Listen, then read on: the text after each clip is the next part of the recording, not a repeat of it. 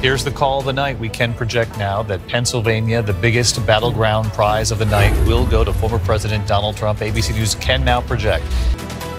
CNN projects that Donald Trump will win the great Commonwealth of Pennsylvania. This is a huge.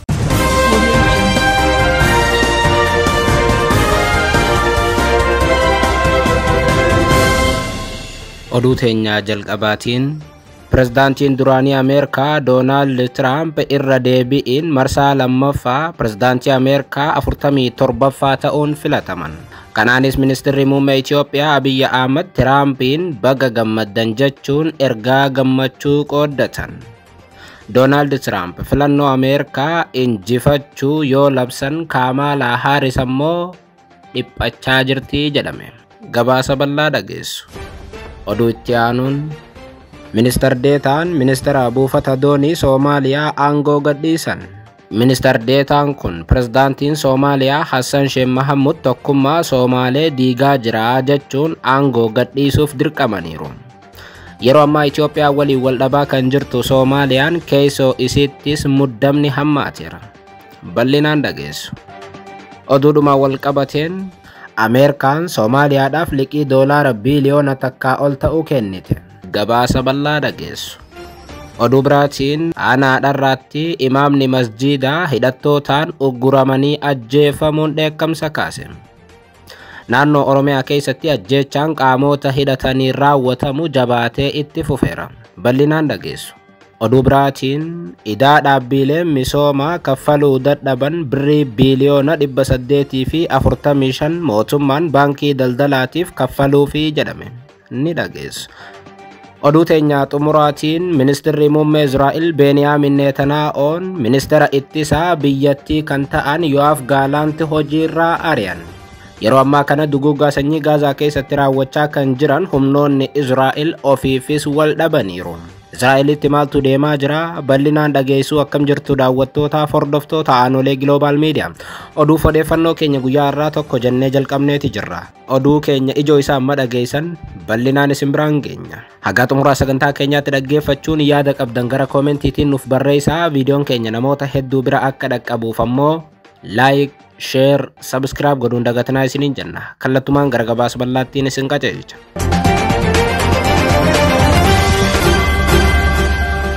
Oduu teenya jalqabaatiin Pirezidaantiin duraanii Doonaald Tiraamp pirezidaantii Ameerikaa 47ffaa ta'uun marroo lammaffaatiif irra deebi'iin filataman. Kanaanis ministeerri muummee Itoophiyaa Abiy Ahmed Doonaald Tiraampiin baga gammaddan jechuun ergaa gammachuu qooddatan. Doonaald Tiraamp filannoo Ameerikaa injifachuu yoo labsan Kamala Harris ammoo dhiphachaa jirti jedhame.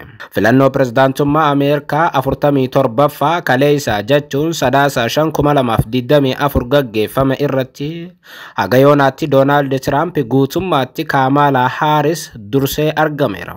Kutaalee biyyattii garagaraa keessatti Doonaald Tiraamp injifateera. Kanaanis mootummaaleen addunyaa Tiraampiin baga gammadde jechaanii jiru.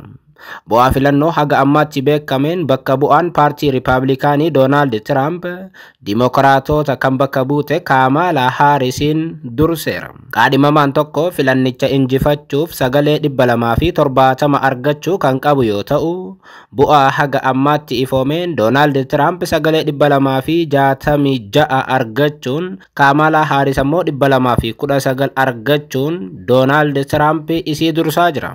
Doonaald Tiraamp bulchiinsota murteessoo ta'an keessaa kaaba Kaarolaayinaatii fi Joorjiyaatti injifachuun isaanii eerameera. Isa bira darbee kutaa guddicha Ameerikaa kan ta'e Pennsylvaniaattis namichi injifateera. Here's the call of the night. We can project now that Pennsylvania, the biggest battleground prize of the night, will go to former President Donald Trump. ABC News can now project that Donald Trump has won the 19 electoral votes in the state of Pennsylvania. We had said for many weeks leading up to this election that this was a must-win state for both Kamala Harris and for Donald Trump. ABC News now projecting Donald Trump wins the state of Pennsylvania. Donald Trump injifachuu isaa ilaalchisuun haasaa deeggartoota isaatiif taasisaniin injifannoo labsaniiru. Injifannoo kana ilaalchisuun wayita dubbatan sababiifan ajjeechaarraa oolee jedhan Doonaald Tiraamp. Doonaald Tiraamp haasaa deeggartoota isaatiif waajjira muummee duula filannoo Filooridaatti walitti qabameef taasisaniin filannoo injifachuu labsuudhaan sababiifan ajjeechaarraa oolee jedhan. Tiraamp haasaa isaanii keessatti yaalii ajjeechaa baatii adoolessaa keessa irratti aggaamamee tureen odoo duula filannoo irra jiranuu rasaasaan gurra isaaniirra miidhaan dhaqqabuun ni yaadatama. Doonaald Tiraamp filannoo bara kanaa injifachuun isaa seenaa Ameerikaa keessatti adda ta'aa jedhameera. Gama biraatiin Doonaald Tiraamp injifachuu isaa wayita labsan pirezidaantii ta'uudhaaf baay'ee hawwaatan turte Kaamaalaa Haaris carraan injifachuu isee dhiphannaan dhiibbaa jala galtee jiraachuu CBS gabaaseera. CBS akka gabaasetti Pennsylvania fi Wisconsin keessatti Tiraamp irra caalaatti injifataniiru. Bu'aan kun guutuu ta'uu baatus bakkoota gurguddoo eeggamanitti Tiraamp injifateera. Kanaaf ammoo injifachuu isaanii labsan. Injifachuu Doonaald Tiraamp ilaalchisee ministeera muummee Abiyyi dabalatee gaggeessitoonni biyyoota garaagaraa ergaa baga gammaddee dabarsuu irratti argamu. Ministeerri muummee Abiyyi Ahmad X gubbaatti barreeffama barreessaniin pirezidaantii Doonaald Tiraamp filannoo mo'achuun deebitee masaraatti deebi'uu keetiif baga gammadde siin jechuun barbaadaa jechuun barreessan. Itti dabaluudhaanis yeroo pirezidaantummaa keetiitti walitti dhufeenya biyyoota keenya gidduu jiru cimsuuf si waliin hojjechuuf fedhii guddaan qabaa jedhan Abiyyi. Haaluma wal fakkaatuun ministeerri muummee Israa'el Beniyaamin Netanyaahoonis baga gammadde jechuun gammachuu qaban Tiraampiif ibsan. Seenaan deebi'ee waan hojjetameef baga gammadde. Ati White House itti deebi'uun kee Ameerikaadhaaf barii haaraadha jedhan. Netanyahoon yeroo ammaa kana duguggaa sanyii Gaazaa irratti raawwachaa kan jiran Netanyahoon walitti dhufeenya Ameerikaa fi Israa'eliif ammoo haaromsa cimaadha jechuun barreessan. Itti dabaluudhaanis kun mo'icha guddaadha jedhan Netanyahoon kaleessa ministeera ittisa isaanii Yoav Gaalantis aangoorraa wayita kaasanitti Tiraamp aangoo qabatan. Aangoo qabachuun Tiraamp Netanyahoodhaaf hagas mara gammachuu akka hin taanetu eeramam. Waraanni Gaazaa keessatti gaggeeffamaa jiru akka dhaabbatuuf carraa biraatiis jedhamee amanama. Gama biraatiin ministeerri muummee UK Keir Starmer gama isaaniitiin Doonaald Tiraampiif ergaa baga gammaddee dhaamuun isin waliin hojjechuudhaaf fedhii qabnaa jedhan. Waggoottan dhufan si waliin hojjechuuf hawwiin qaba kan jedhan Keir Starmer akkuma michuu taanee waliin taanee dhimmoota waloo keenya ta'an kanneen akka dimokiraasii, bilisummaa fi intarpiraayizii ittisuu irratti ammas Tiraamp waliin hojjannaa jedhan ministeerri muummee UK. Ministeerota muummee warri jedhaman hedduun isaanii Tiraampiin baga White House'itti deebite jechaanii jiru.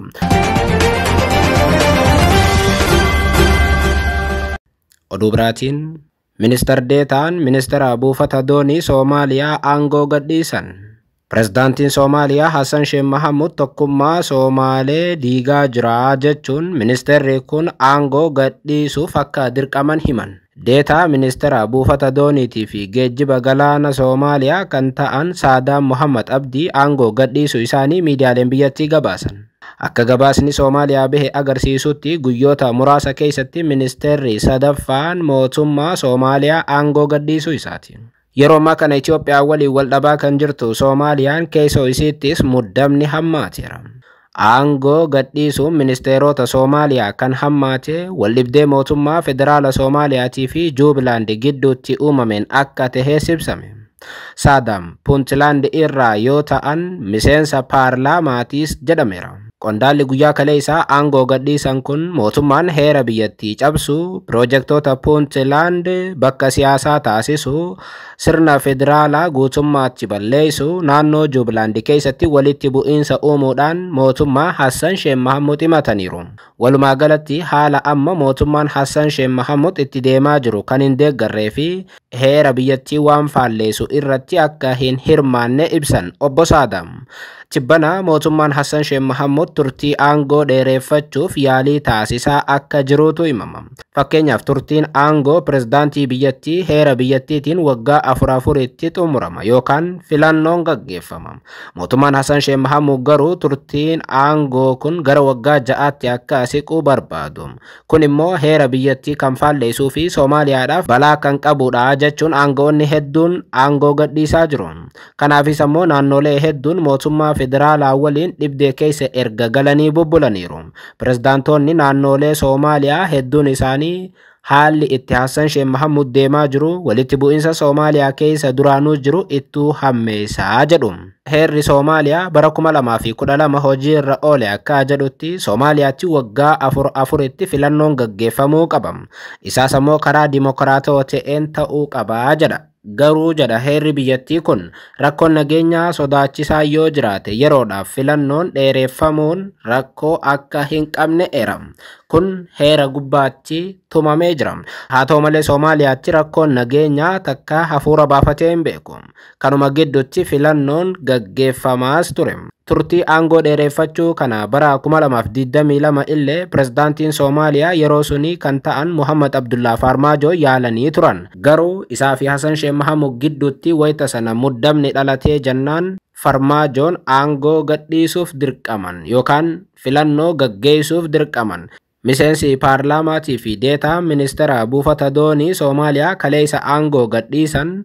Sababni aangoo gadhiisuu isaanii tokko walitti bu'insa mootummaan Soomaaliyaa hammeessaa jiru filannoo dheeressuudhaaf yaalii Hassan Sheikh Mahamud taasisaa jiru mormuudhaani.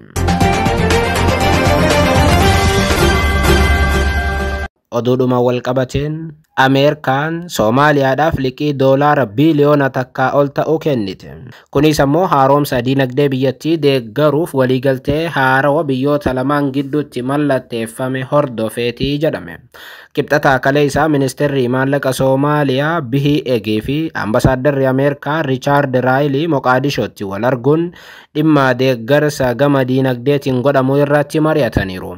Ministeerri maallaqa Soomaaliyaa Bihii Egee mootummaan Ameerikaa liqii waliigalaa doolaara biliyoona takkaa ol ta'u nuuf kennee jira jechuun fuula X isaanii irratti ibsan.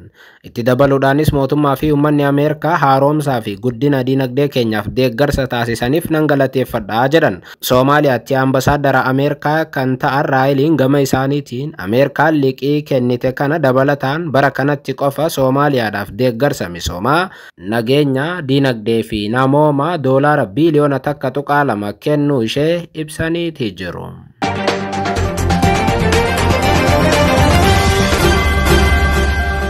Oduu itti aanuun aanaa dharraatti imaamni masjiidaa hidhattootaan ugguramanii ajjeefamuun dheekkamsa kaase. Naannoo Oromiyaa godina Shawaa Kaabaa aanaa dharraatti imaama masjiidaa ganda Arabuu kan ta'an Sheikh Muhammad Makiin Haaji Arafuu 7 hidhattootaan erga ugguramanii booda ajjeefamuun isaanii jiraattoota dheekkamsiiseera. Naannoo Oromiyaa keessatti ajjeechaan hidhattootaan raawwatamu daangaa darbee jira jedhame. Imaamni kun isaan dabalatee miseensonni maatii isaaniitis wajjin kan ugguraman yoo ta'u walumaa galaan namoonni hidhattootaan ugguraman 14 akka ta'an sagaleen Jarman Dooche Weleen gabaaseera. Hidhattoonni Sheikh Muhammadii fi haadha isaanii gadhiisuuf birrii miliyoona takkaa 5 gaafatanii isa keessaa birrii miliyoona takkaa 2 kaffalamee fi haati isaanii gallakkifamanii jiru jedhame. Ergasii imaama masjiidaa kana gadhiisuuf maatiin qarshii barbaadaa otoo jiru dhuma torbaan darbee ajjeefamuu isaanii hidhattoonni maatiitti himuu Dooche Weleen maatii wabeeffachuun gabaaseera. Namoonni isaan waliin ugguramanii turan biroos tokkoon isaanii birrii 100 haga 300 kaffalanii gadhiifamuu gabaasichi ni eera. Gandoota aanichaa keessatti uggurri namoota nagaa irratti xiyyeeffate taatee guyyaa ta'uun isaa sochii namoota irratti yaaddoo uume jiraachuu jiraattonni miidiyaa kanatti himan. Hidhattoonni kun addumatti jibba amantaa Islaamaatiin kan guutamanii fi hordoftoota amantaa Islaamaa irratti kan xiyyeeffatan akka ta'e gabaasni kun ni eera. Gabaasni kun hidhattoonni kun kam akka ta'e garuu hagas mara waan ifa godhe hin qabu. Naannoon Oromiyaa qaamota 3 fi 4 oliin makaraa arguu itti fufteetti.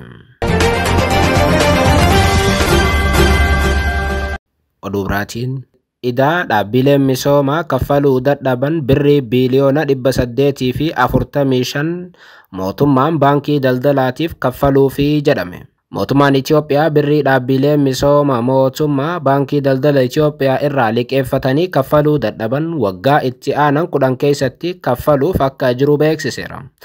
Deetaan ministeera maallaqaa Dr. Iyyoob Takkaaleny dinagdee biyya keessaa irraa galii walitti qabnee kaffaluu ta'a jechuudhaan madda maallaqni itti argamuu danda'u mana maree irratti dubbatan. Labsiin baankii daldala Itoophiyaatiif akka sanada idaa mootummaa gatii birrii biliyoona 900 baasu gumaachuuf aangoo kennu kaleessa sadaasa 5,2024 mana maree bakka bu'oota ummataatiin raggaasifameera. Labsichi Ministeerri maallaqaa sanada idaa mootummaa baasuu keessaa kan birrii biliyoona 845 dhaabbileen misooma mootummaa baankii daldala Itoophiyaa irraa liqeeffachuun idaa hin kaffalin deebisuuf akka oolchu aangoo kennaaf. Labsiin sanada idaa mootummaa jedhamu kunis birrii hafee biliyoona 54 ammoo kaffaltii kaapitaala baankii daldala Itoophiyaatiif akka oolu himama. Labsiin mormii tokkoo fi sagalee caalmaadhaan raggaasifame kun kan kutaa 3 fi keewwataawwan 6 qophaa'edha. Dhaabbilee misooma mootummaa bara darbetti raawwii piroojektota gurguddaa baankii daldalaa irraa liqaa fudhachuu isaanii labsichi ni ibsa. Dhaabbilee misooma mootummaa keessa kan idaa olaanaan irra jiru korporeeshinii ibsaa Itoophiyaati. Akka ibsa labsii kanaatti dhala isaa dabalatee birrii biliyoona 191.79 irra jira. Dhaabbanni misooma mootummaa gara biraa korporeeshinii sukkaaraa Itoophiyaati. Kun ammoo marsaa lamaan baankii daldala Itoophiyaa irraa birrii biliyoona 110 fudhatee osoo hin kaffalin hafeera. Korporeeshiniin baabura Itoophiyaa akkasumas birrii marsaa lamaan fudhatee dhala isaa waliin birrii biliyoona 80 ta'uu hin kaffalle. Liqaan kun piroojektota gurguddaa ittiin raawwachiisuuf fudhatamus piroojektonni gurguddaan kunneen qorannoo irraa kaasee kan rakkoolee walxaxaa ta'an hedduu qaban waan ta'eef sadarkaa idaa biyya keessaatii fi biyya alaa kaffaluu hin dandeenye irra gahanii jiru jedhame. Oduu teenya xumuraatii fi biyya alaatiin Ministeerri muummee Israa'el Beniyaamin Netanyaa'oon ministeera ittisaa biyyattii kan ta'an Yo'aaf Gaalaant hojiirraa ari'an. Ministeerri muummee Israa'el Beniyaamin Netanyaa'oon gidduu isaaniitti rakkoo wal amantaa dhabuu uumamee jiraachuu himuun ministeera ittisaa biyyattii Yo'aaf Gaalaant hojiirraa gaggeessuu beeksisan. Kun kan ta'e eda halkan sa'aatii 5tti ture.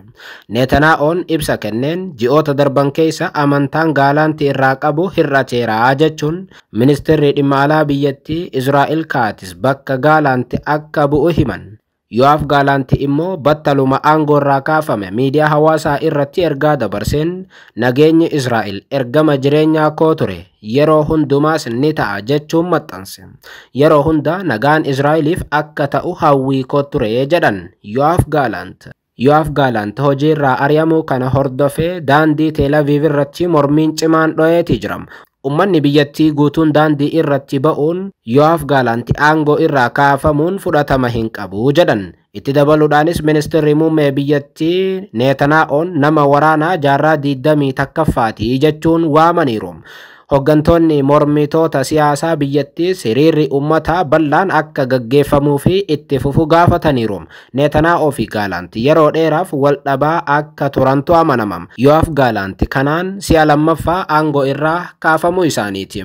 Kana duraas Netanyaa'oon aangoo irraa kaasee mormii uummataa cimaa dhalateen aangootti deebisee ture. Ministeerri ittisaa Israa'el Yo'aaf Gaalaant faallaa koo deema jechuun murteewwan garaagaraa irratti akka waliif hin galle ibsa. Netanyaa'oon Yo'aaf Gaalaant amma dura dhimma waraana Gaazaa namoota butamanii harka Haamaas jiraniitii fi marii Haamaas wajjin gaggeeffamu irratti Netanyaa'oo wajjin akka waliif hin galleetu himama. Ministeerri ittisaa Israa'el Yo'aaf Gaalaant kun Israa'el murtee hadhaa'aa ofitti fudhattee Haamaas wajjin walii galuun araaramtee namoota butaman akka gadi lakkisiisuuf danqaa kan nutti ta'e Netanyaa'oodha jechuun qeeqaa ture.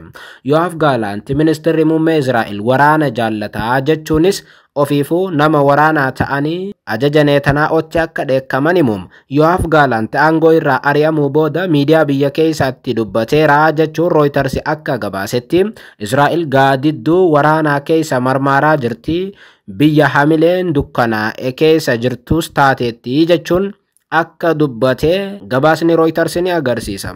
Itti dabaluudhaanis haleellaa onkololeessa 7 2023 Hamas Israa'el irratti gaggeesse ilaalchises bulchiinsi Netanyaahuu haleellaa sana hambisuu dadhabuu isaatiif qorannoon walabaa gaggeeffame itti gaafatamummaan akka jiraatuu fi mariin godhame lammiileen Israa'el harka Hamas jiran akka gara manaatti deebi'aniif dhiibbaan addunyaa irratti akka godhamu Yoav Gaalanti waamicha dhiyeessaniiru.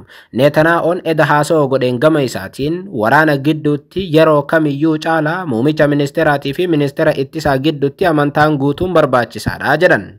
Garuu jedhan Netanyaa'uun anaa fi Yoav Gaalanti gidduutti amantaan erga dhibee bubbulee jira jedhan. Ji'oota jalqabaa waraana kana eegallu wal amantaa fi hojiin bu'aa qabeessa jiraatus as dhiyoo garuu amantaan anaa fi ministeera ittisaa gidduu jiru badeeraa jedhan Netanyaa'uun ergaa viidiyoodhaan edda dabarsaniin jarri lamaan waliin ta'uun Gaazaa keessatti duguuggaa sanyii raawwachaa turan wal dhabaniiru jechuudha.